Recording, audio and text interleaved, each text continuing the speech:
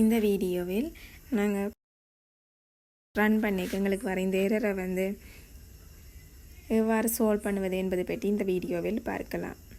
பைத்தன் ப்ராஜெக்டை வந்து ரன் பண்ணிக்க எங்களுக்கு இம்போர்ட் நம்பிஎஸ் என்பின்னு கொடுத்துருக்குறோம்.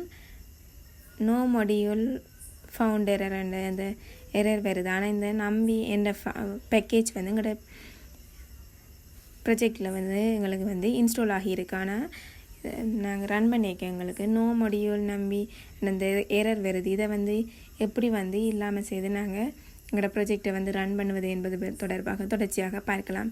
ஃபைலில் வந்து செட்டிங்குக்குள்ளே போய் எங்களோட ப்ராஜெக்டை கிளிக் பண்ணி அதில் பைத்தன் இன்டர்பிரிட்டரில் போய் நான் க்ரியேட் பண்ணியிருக்கிற நியூ பேக்கெண்ட் தான் ப்ராஜெக்ட். அதில் பைத்தன் இன்டர்பிரிட்டரில் போய் நாங்கள் பைத்தன் இன்டர்பிரிட்டரை வந்து செலக்ட் பண்ணணும்.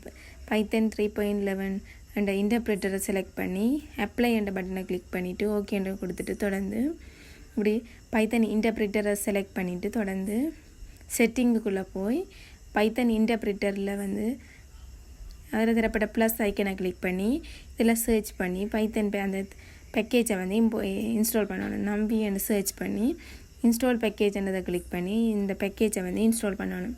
தொடர்ந்து பேக்கேஜை வந்து இன்ஸ்டால் பண்ணிவிட்டு தொடர்ந்து நாங்கள் டெர்மினலை ஓப்பன் பண்ணி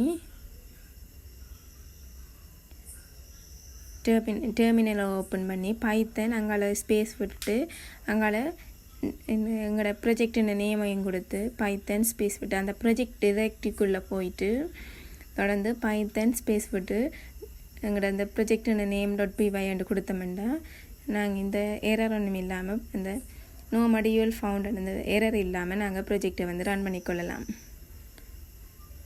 மேலும் இது போன்ற தொடர்ச்சியான வீடியோக்களை பெற எமது சேனலை சப்ஸ்கிரைப் செய்து கொள்ளுங்கள். நன்றி.